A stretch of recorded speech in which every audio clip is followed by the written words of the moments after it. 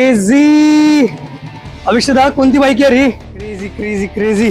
So दादा, ही bike कोणत्या इयरचं मॉडेल आहे? ही एक 2017 ची रॉयल एनफील्ड थंडरबर्ड 500 आहे आणि ही मी 2019 मध्ये विकत घेतली. तुम्ही प्रोफेशनल काय करतात? Personally मी एक वकील आहे. सो ह्या मॉडिफिकेशन मागे तुमची आयडिया काय होती? मॉडिफिकेशन मागची आयडिया म्हणजे साधारण 2003-04 मध्ये एक शो लागायचा अमेरिकन चॉपर नावाचा. जो शो ऑरेंज काउंटी चॉपर्स नावाची एक कंपनी आहे ज्याच्यावरती बेस्ड होता. ही company basically custom chopper bikes बनवतात. त्याच्यावरच मला लहानपणापासून असं एक हे होतं की युनिक कस्टम बाईक स्वतःची एक चॉपर बनवून घ्यायची. सो तुम्ही ह्या बाईकवरती मेन कोणते मॉडिफिकेशन केलं? यामध्ये मेन मॉडिफिकेशन म्हणजे याला एक in house custom made software frame आहे. त्या सॉफ्टवेअर फ्रेम मध्ये आपण कस्टम मेड अलॉय व्हील बसवलेला आहे. त्या अलॉय वरती 300 सेक्शन टायर फिट केलेलं आहे. टेप हँगर हँडल बार्स आहेत. कॉफिन शेप फ्युएल टँकचा जो एक्झॉस्ट आहे तो पण कस्टम मेड एक्झॉस्ट आहे. इंडिकेटर लाईट्स जे आहेत ते पण मिरर मध्ये इंटिग्रेटेड आहेत. टोटल या बाईकला 5 महिने लागले. जानेवारीमध्ये श्रीकांत बाईक घेऊन गेला माझ्याकडनं आणि 6 मेला त्यांनी बाईक माझ्या लग्नाच्या दिवशी पुण्यात परत आणली अख्खी बनवून. आणि तुम्हाला टोटल किती खर्च लागला या मॉडिफिकेशनसाठी? खर्च बघायला गेला तर 7 लाखापेक्षा जास्त खर्च झाला आहे. सो मी तुमच्या पेजवर बघितलेलं की एक इंटरेस्टिंग गोष्ट होती की तुम्ही लग्नामध्ये बाईक नेलेली.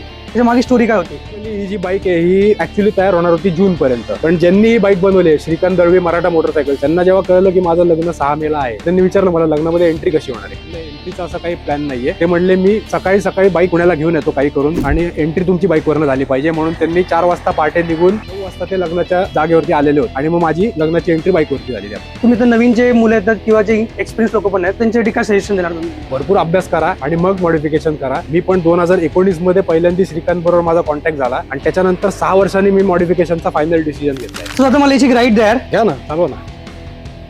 हो,